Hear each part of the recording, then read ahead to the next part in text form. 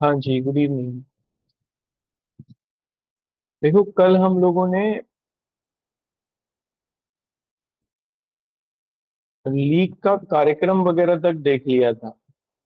और ये भी हो गया था कि जो तिलक की डिमांड थी कांग्रेस वर्किंग कमेटी की, वो टर्न डाउन हो गई थी, उसको फॉलो नहीं किया गया। और लेकिन बाद में फिर जब गांधी ने उसे नागपुर सेशन में नॉन कॉपरेशन मूवमेंट जब चल रहा था, तो उस समय फिर गांधी ने वो डिमांड की और एक्सेप्ट हुई वो फिर। तो यहाँ तक हम लोगों ने कर लिया था। इसका मतलब केवल इतना है कि इस बात का यहाँ से कि तिलक भी एक विजनरी पर्सन थे, और उन्होंने क्या कमी थी कांग्रेस में उस समय तक, उसको समझा और उसे दूर करने का प्रयास किया। लेकिन वो उतना कर नहीं पाए। शायद उतना सपोर्ट कांग्रेस में उनके लिए नहीं था। लेकिन जब गांधी आए, क्योंकि गांधी एक एस्टैब्लिश्ड लीडर के रूप में इंडिया पहुंचे, तो फिर जब गांधी ने वो मांग की फाइनली, तो वो एक्सेप्ट हुई। तो यहां तक हम लोगों ने कल कर लिया था।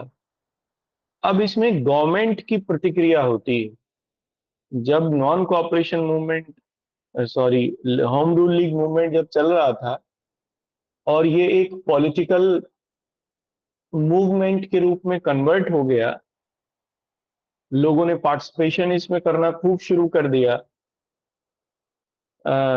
विद्यार्थियों का पार्टिसिपेशन भी इसमें बढ़ गया। तो सरकार ने इस प्रकार रिप्रेशन शुरू किया। और रिप्रेशन में ये हुआ कि चूंकि एनी बेसेंट की जो लीग थी, वो ज्यादा एरिया को कवर करती थी। तो जून 1917 में एनी बेसेंट और उनके दो सहयोगी अरुणडेल और बीपी वाडिया, इन दोनों को गिरफ्तार कर लिया गया।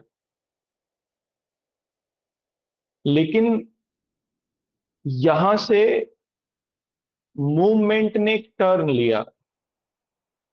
जो पहले लोग सपोर्ट नहीं कर रहे थे होम रूल लीग को, उन्होंने भी सपोर्ट करना शुरू कर दिया, इससे गुस्सा होके।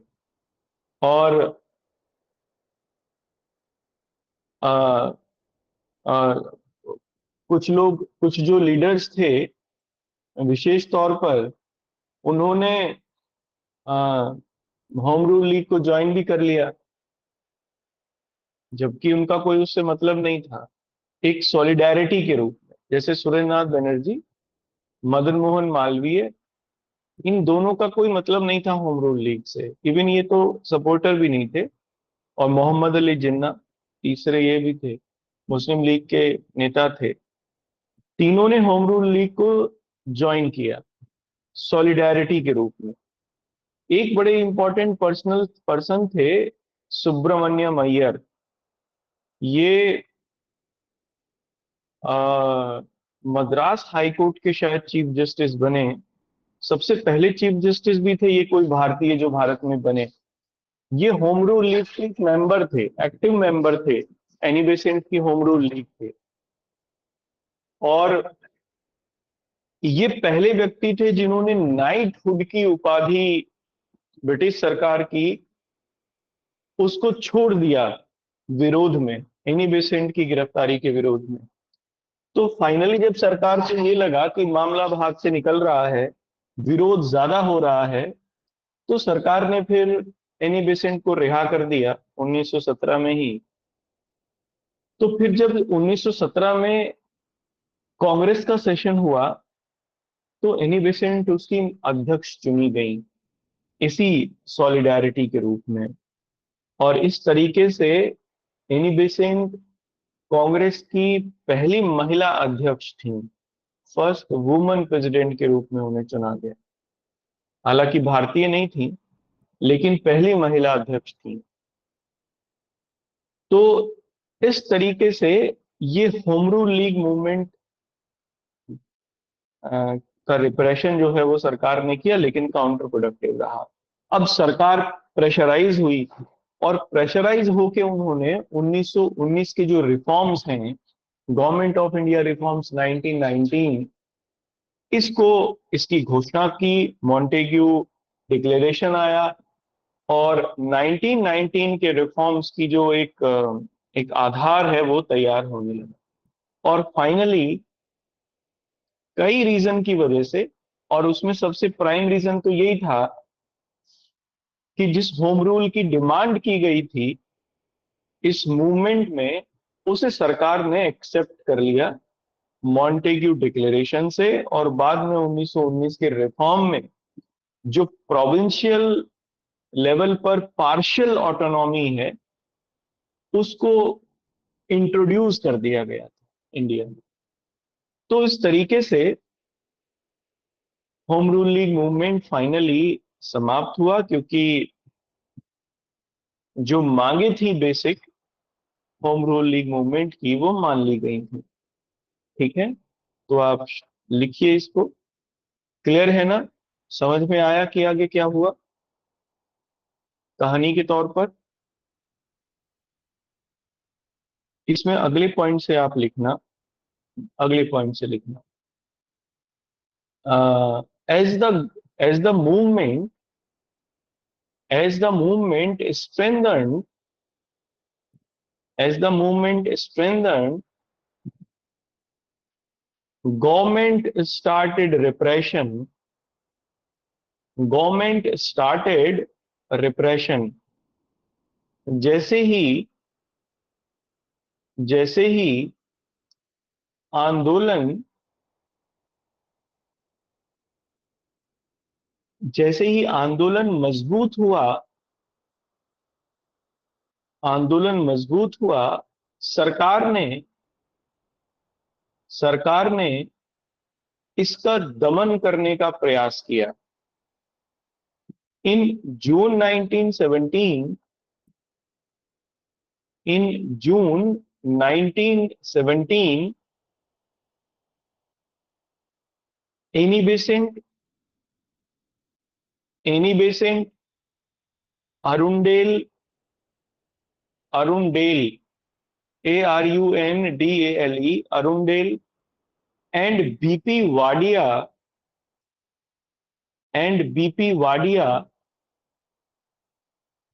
the important leader of league the important leader of league were were arrested। जून 1917 में जून 1917 में एनी बेसेंट, अरुणडेल एवं बीपी वाडिया जो कि लीग के महत्वपूर्ण नेता थे, गिरफ्तार कर लिए गए गिरफ्तार कर लिए गए। Now this led to now this led to nationwide protest nationwide protest against against Britishers। इसके फलस्वरूप अंग्रेजों के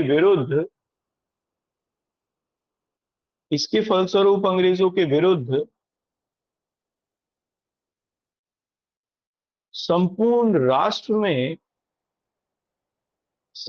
राष्ट्र में प्रदर्शनों की शुरुआत हुई। अगले पॉइंट से लिखना। सर सुब्रमण्यम अय्यर सर सुब्रमण्यम अय्यर और इनके आगे ब्रैकेट ब्रैकेट में लिख लेना, first chief justice of Madras high court first chief justice of Madras high court sir Subramaniam Iyer renounced his knighthood renounced his knighthood in protest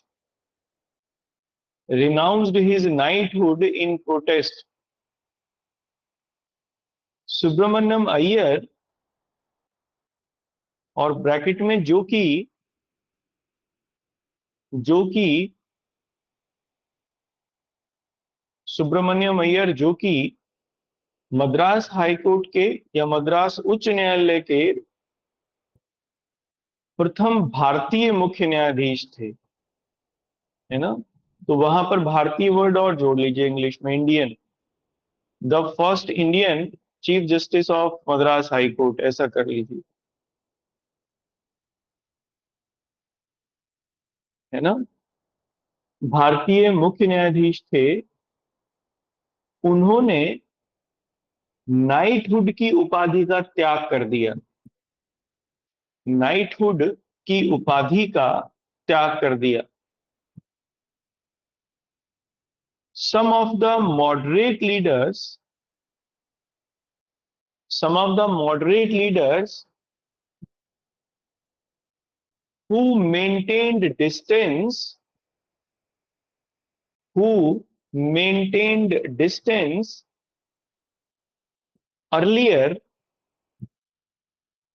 who maintained distance earlier from the movement from the movement join the movement join the movement। कुछ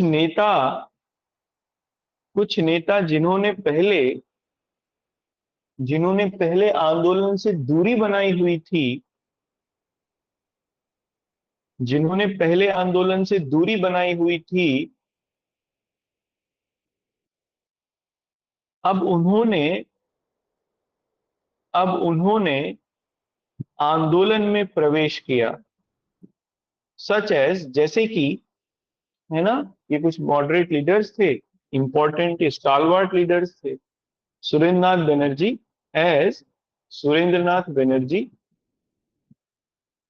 मदन मोहन मालवीय, मोहम्मद अली जिन्ना, मोहम्मद अली जिन्ना, ठीक है। Next लिखिए अगले तो point से। First name क्या बोला? सुरेंद्रनाथ बनर्जी, मदन मोहन मालवीय और मोहम्मद अली जिन्ना, ये तीन लोग थे, ठीक है। अब इसमें नेक्स्ट लिखिए अगले पॉइंट से। देखो, इसमें यह भी हुआ कि तिलक ने इसके विरोध में फिर से पैसिव रेसिस्टेंस की बात शुरू की और सिविल डिसोबीडियंस को शुरू करने की बात की। नागरिक अवज्ञा, यानी कानून को ना मानना, कानून तोड़ना, इनकी बात की गई।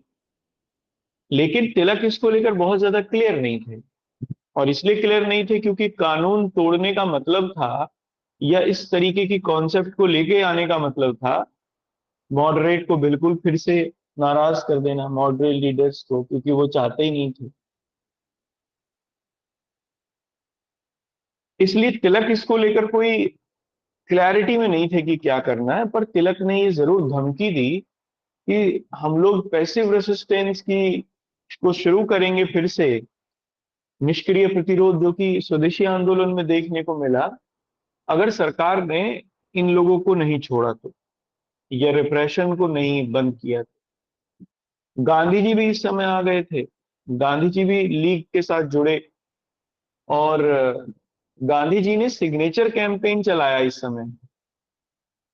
और ये सिग्नेचर कैंपेन में गांधी जी ने 1,000 लोगों के सिग्नेचर करा के सरकार को भेजे। तो सरकार फाइनली इन सब की वजह से दबाव में आई और इन्हीं बेसेंट को रिलीज कर दिया गया। तो आप अगले पॉइंट में लिखना, against the against the arrest against the arrest of any Besant against the arrest of any Besant, Tilak advocated Tilak advocated for passive resistance. Tilak advocated for passive resistance. Annie Besant की गिरफ्तारी के विरोध में Annie Besant की गिरफ्तारी के विरोध में तिलक ने तिलक ने निष्क्रिय प्रतिरोध निष्क्रिय प्रतिरोध करने करने की वकालत की। Gandhi ji also started Gandhiji also started a signature campaign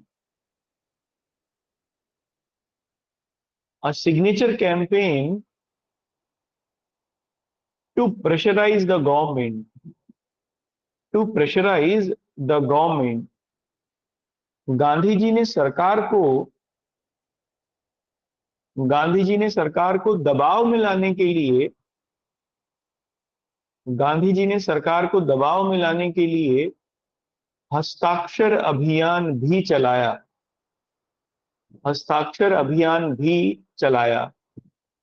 और अगले पॉइंट से लिखना, अगले लाइन से लिखना, due to above due to above due to above the government release Annie Besant in 1917 in September 1917, ऐसा लिखना, in September 1917। उपरोक्त के फलस्वरूप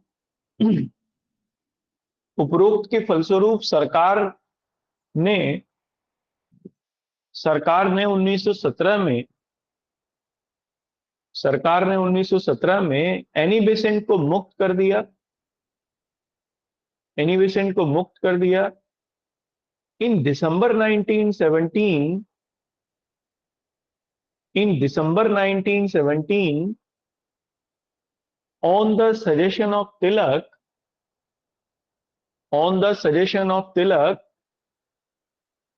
Annie Besant was elected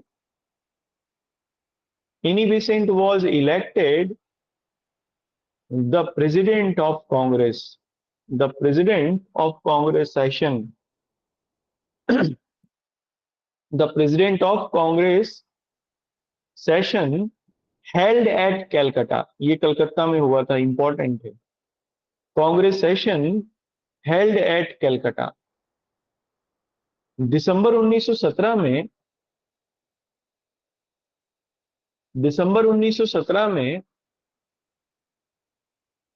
Congress के कलकत्ता सेशन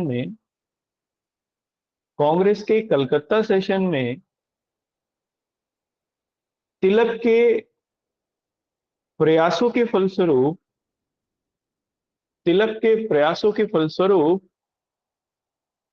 एनी बेसेंट को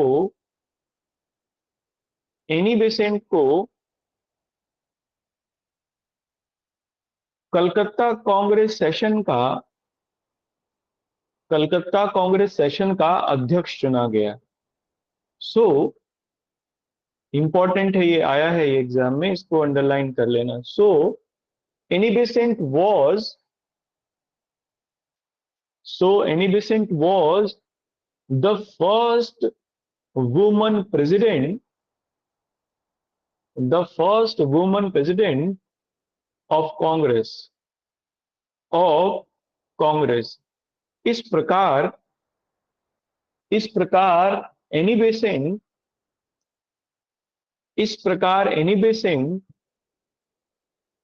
कांग्रेस की प्रथम महिला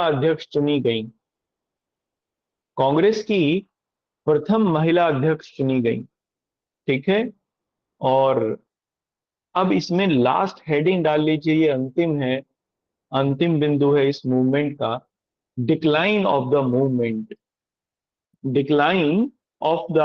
मूवमेंट, आंदोलन का पतन। ठीक है, ये इसका अंतिम हेडिंग। देखो, मैंने जैसा कि आपको बताया, ये मूवमेंट, इसके डिक्लाइन करने के कई रीजन थे, लेकिन सबसे प्राइम रीजन इसके डिक्लाइन करने का ये था कि जो होम रूल की डिमांड थी, स्वशासन की जो मांग थी, सरकार ने उसे एक्सेप्ट किया और एक्सेप्ट करके मॉन्टेग्यू डिक्लेरेशन की सरकार ने 20 अगस्त को, बड़ी इंपॉर्टेंट डेट है ये, 20 अगस्त 1917 को जो सेक्रेटरी ऑफ इंडिया थे मॉन्टेग्यू ने इसे घोषित किया कि हम लोगों का जो ऑब्जेक्टिव है वो भारत में भारतीयों को प्रशासन के हर भाग से जोड़ने का है, उनके पार्टिसिपेशन को बढ़ाने का है। और फाइनली इसी के साथ मॉन्टेग्यू डिक्लेरेशन के साथ ही 1919 के गवर्नमेंट ऑफ इंडिया एक्ट का जो एक बेस था वो तैयार हुआ। तो एक तो ये था कि चूंकि जो मांग थी वो मान ली गई, मूवमेंट डिक्लाइन किया। दूसरा रीजन भी था, ये मूवमेंट आगे चल के लीडरलेस हो गया। कैसे? 1918 में तिलक चले गए इंग्लैंड। एक किताब लिखी थी वैलेंटाइन शिरोल ने, इंडियन अनरेस्ट।